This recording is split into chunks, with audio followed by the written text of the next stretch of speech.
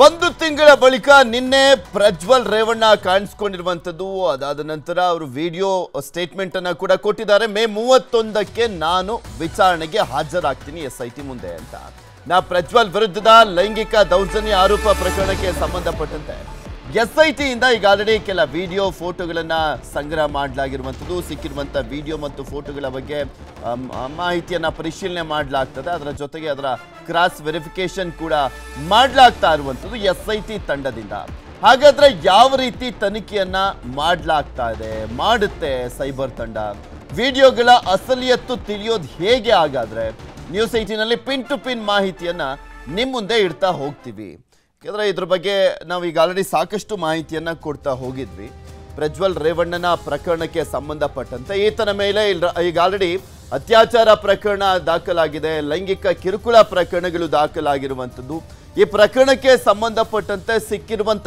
ಎವಿಡೆನ್ಸ್ಗಳು ಏನಿದ್ದಾವೆ video ಆಗಿರ್ಬೋದು ಅಥವಾ ಫೋಟೋಗಳಾಗಿರ್ಬೋದು ಅದೆಲ್ಲದರ cross verification ಅನ್ನ ಮಾಡುವಂಥ ಕೆಲಸವನ್ನ ಎಸ್ಐಟಿ ಟೀಮ್ ಈಗ ಆಲ್ರೆಡಿ ಮಾಡ್ತಾ ಇದೆ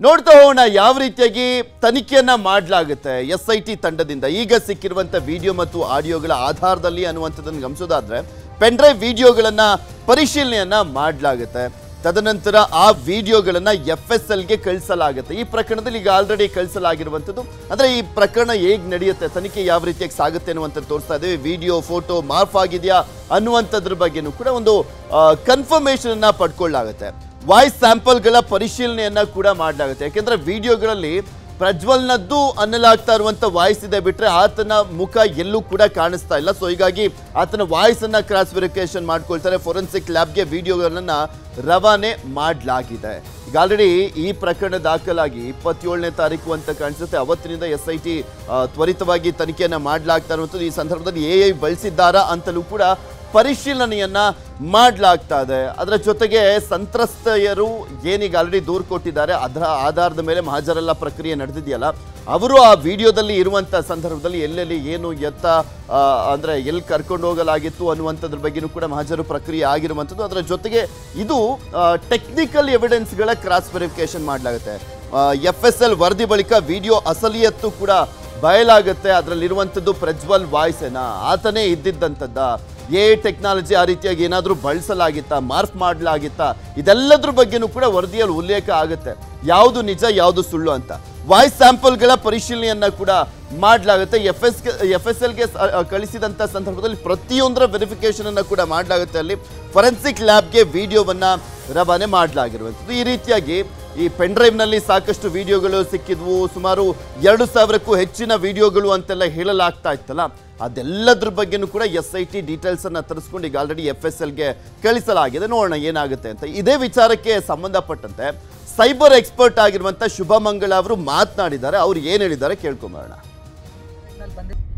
ಪ್ರಜ್ವಲ್ ರೇವಣ್ಣ ಅವರ ಪೆನ್ ಡ್ರೈವ್ ವಿಚಾರವಾಗಿ ಸಾಕಷ್ಟು ಊಹಾಪೋಹಗಳು ಹರಿದಾಡ್ತಾ ಇದೆ ಹಾಗೆ as A cyber security expert ನಿಮ್ಮ ಅನಿಸಿಕೆ ಏನು ಅಂತ ಕೇಳಿದಾಗ ಮೊದಲನೇದಾಗಿ ಈ ಒಂದು ವಿಡಿಯೋಗಳೇನಿದೆ ಪೆನ್ ಡ್ರೈವ್ನಲ್ಲಿ ಬಂದಿರುವಂತಹ ವಿಡಿಯೋಗಳೇನಿದೆ ಇದನ್ನು ರೆಕಾರ್ಡ್ ಮಾಡಿರುವಂತಹ ಒರಿಜಿನಲ್ ಡಿವೈಸ್ ಯಾವುದು ಒರಿಜಿನಲ್ ವಿಡಿಯೋವನ್ನು ಯಾರಾದರೂ ಅನಲೈಸ್ ಮಾಡಿದಾರಾ ಅಂದರೆ ಫೋರೆನ್ಸಿಕ್ ಅನಾಲಿಸಿಸ್ ಮೂಲಕ ಅನಲೈಸ್ ಮಾಡಿದಾರಾ ಅಥವಾ ಇದನ್ನು ಡೀಪ್ ಫೇಕಿಂದ ಮಾಡಿ ಲೋಡ್ ಮಾಡಿದಾರಾ ಅಂತ ಕೇಳಿದ್ರೆ ಇದನ್ನು ಪೂರ್ತಿಯಾಗಿ ಕೂಲಂಕುಷವಾಗಿ ಇದನ್ನು ಅನಲೈಸ್ ಮಾಡೋವರೆಗೂ ಆಸ್ ಎ ಎಕ್ಸ್ಪರ್ಟ್ ನಾವು ಯಾವುದೇ ಒಪಿನಿಯನನ್ನು ಕೊಡೋದಕ್ಕೆ ಆಗೋದಿಲ್ಲ SIT ಮೂಲಕ ಈಗೇನಾದರೂ ಇದರ ಅನಾಲಿಸಿಸ್ ಬಂದ ಮೇಲೆ ಇದ್ರ ಬಗ್ಗೆ ಮಾತಾಡಬಹುದು ಇದು ಮೊದಲನೇ ಪ್ರತಿಕ್ರಿಯೆ ಎರಡನೇದು ಬಹುಶಃ ಪೆನ್ ಡ್ರೈವ್ನಲ್ಲಿ ಲೋಡ್ ಮಾಡಿರೋದ್ರಿಂದ ಇದನ್ನು ಮೇಕ್ ಮಾಡಿ ಅಂದರೆ ಇದನ್ನು ಮಾರ್ಫ್ ಮಾಡಿ ವಿಡಿಯೋಗಳನ್ನು ಮಾಡಿದಾರ ಡೀಪ್ ಫೇಕನ್ನು ಅಂದರೆ ಆರ್ಟಿಫಿಷಿಯಲ್ ಇಂಟೆಲಿಜೆನ್ಸನ್ನು ಉಪಯೋಗಿಸಿ ಅದರ ಮೂಲಕ ವಿಡಿಯೋಗಳನ್ನು ಮಾಡಿ ಪೆನ್ ಡ್ರೈವ್ಗೆ ಹಾಕಿ ಹರಿಬಿಟ್ಟಿದ್ದಾರೆ ಏಕೆಂದರೆ ಸಾಕಷ್ಟು ಪೆನ್ ಡ್ರೈವ್ಗಳಿಗೆ ಲೋಡ್ ಆಗಿರೋದ್ರಿಂದ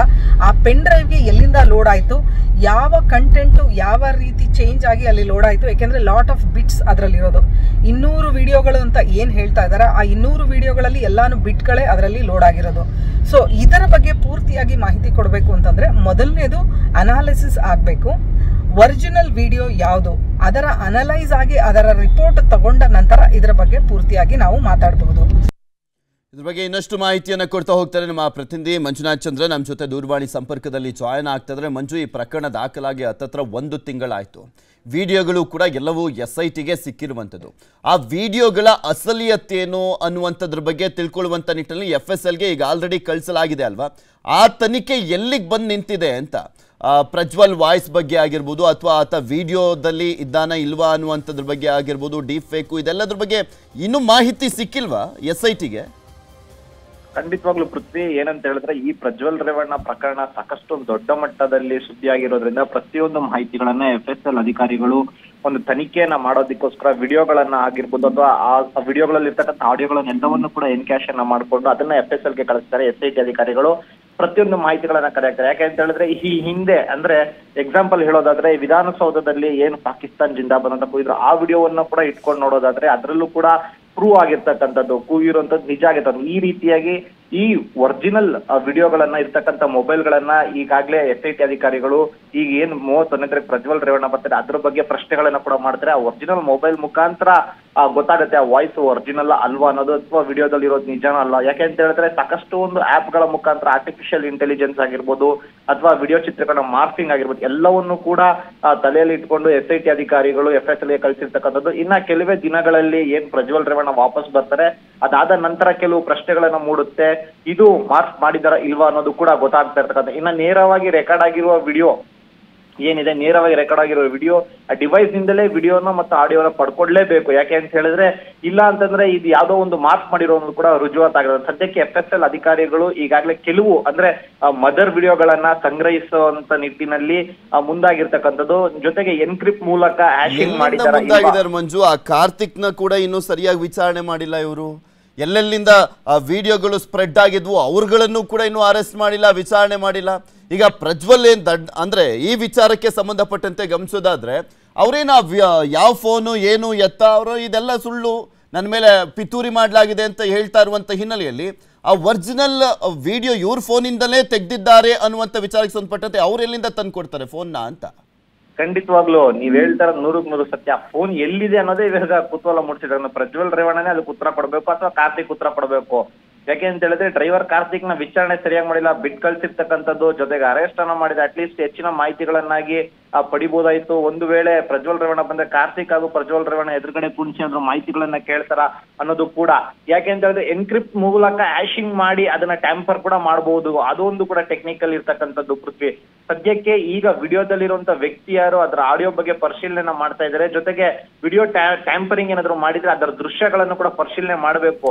ಒಂದು ವೇಳೆ ಈ ರೀತಿ ಅಂದ್ರೆ ಆರ್ಟಿಫಿಷಿಯಲ್ ಇಂಟೆಲಿಜೆನ್ಸ್ ಮೂಲಕ ಅದನ್ನ ಪತ್ತೆ ಹಚ್ಚಬಹುದಾ ಅನ್ನೋ ಸಾಮ್ಯತೆಯನ್ನು ಕೂಡ ಈಗ ಸದ್ಯಕ್ಕೆ SIT ಅಧಿಕಾರಿಗಳು. ಮಂಜು, ಈಗ ಸಂತ್ರಸ್ತೆಯರ ಹೇಳಿಕೆ ಒಂದ್ ಕಡೆ ಕೊಡ್ಲಾಗಿದೆ, ಹೌದು, CRPC 164 ಅಡಿಯಲ್ಲೂ ಕೂಡ ಹೇಳಿಕೆಗಳನ್ನು ದಾಖಲಿಸಲಾಗಿದೆ. ಅದ್ರ ಜೊತೆಗೆ ಟೆಕ್ನಿಕಲ್ ಎವಿಡೆನ್ಸ್ ಅನ್ನುವಂಥದ್ದು ಎಷ್ಟರ ಮಟ್ಟಿಗೆ ಇಂಪಾರ್ಟೆಂಟ್ ಆಗುತ್ತೆ? ಈ ಸ್ಟೇಟ್ಮೆಂಟ್ಗಳೇ ಸಾಕ ಅಥವಾ ಈ ಟೆಕ್ನಿಕಲ್ ಎವಿಡೆನ್ಸ್ಗಳು ಕೂಡ ತುಂಬಾ ಇಂಪಾರ್ಟೆಂಟ್ ಆಗುತ್ತೆ ಈ ತನಿಖೆಯಲ್ಲಿ? ಹೌದು ಪೃಥ್ವಿ, ಟೆಕ್ನಿಕಲ್ ಎವಿಡೆನ್ಸ್ ಬಹಳಷ್ಟು ಇಂಪಾರ್ಟೆಂಟ್ ಆಗುತ್ತೆ. ಯಾಕೆ ಅಂತ ಹೇಳಿದ್ರೆ ಪ್ರಜ್ವಲ್ ರೇವಣ್ಣನ ಒಂದು ನೆಟ್ವರ್ಕ್ ಆಗಿರ್ಬೋದು ಅಥವಾ ಸಂತ್ರಸ್ತೆ ಹೇಳಿಕೆ ನೀಡಿರ್ತಕ್ಕಂಥ ನೆಟ್ವರ್ಕ್ಗಳಾಗಿರ್ಬೋದು ಅದು ಒಂದು ಮುಖಾಂತರ ಟೆಕ್ನಿಕಲ್ ಎವಿಡೆನ್ಸ್ ಆಗುತ್ತೆ. ಜೊತೆಗೆ ಇಬ್ರು ಕೂಡ ಒಂದೇ ಟೈಮಿಂಗ್ ಒಂದೇ ಏರಿಯಾದಲ್ಲಿ ಅಥವಾ ಒಂದೇ ಕೊಠಡಿಯಲ್ಲಿ ಅಥವಾ ಒಂದೇ ಮನೆಯಲ್ಲಿ ಇರುವಂತದ್ದು ಕೂಡ ಎವಿಡೆನ್ಸ್ ಆಗತಕ್ಕಂಥದ್ದು. ಜೊತೆಗೆ ಮಾಜರ್ ಮಾಡೋ ಸಮಯದಲ್ಲಿ ವಿಡಿಯೋ ಕ್ಯಾಮ್ರಾಗಳನ್ನ ರೆಕಾರ್ಡ್ ಮಾಡಿರ್ತಕ್ಕಂಥ SIT ಟೀಮ್ ಆಗಿರೋದು ಅದು ಕೂಡ ಟೆಕ್ನಿಕಲ್ ಪ್ರೂವ್ ಆಗ್ಬೇಕು. ಜೊತೆಗೆ ಪ್ರಜ್ವಲ್ ರೇವಣ್ಣ ಹೇಳಿಕೆಗೂ ಮತ್ತೆ ಸಂತ್ರಸ್ತೆ ನೀಡಿದಂತ ಹೇಳಿಕೆ ಟೆಕ್ನಿಕಲ್ ಎವಿಡೆನ್ಸ್ ಏನು ಈಗಾಗಲೇ ಸಂತ್ರಸ್ತೆ ಕೊಟ್ಟಿರ್ತಕ್ಕಂಥದ್ದು ಆ ಹೇಳಿಕೆಗೆ ಹೊಂದಾಣಿಕೆ ಆದ್ರೆ ಖಂಡಿತವಾಗ್ಲೂ ಪ್ರಜ್ವಲ್ ರೇವಣ್ಣಕ್ಕೆ ಶಿಕ್ಷೆ ಕಟ್ಟಿಟ್ಟ ಬುತ್ತಿ ಅಂತಾನೆ ಗೊತ್ತಾಗ್ತಾ ಇರ್ತಕ್ಕಂಥದ್ದು. ಓಕೆ, ನೋಡೋಣ ಏನಾಗುತ್ತೆ ಅಂತ. ಧನ್ಯವಾದ ಮಂಜು ನಿಮ್ಮೆಲ್ಲ ಮಾಹಿತಿಗಾಗಿ.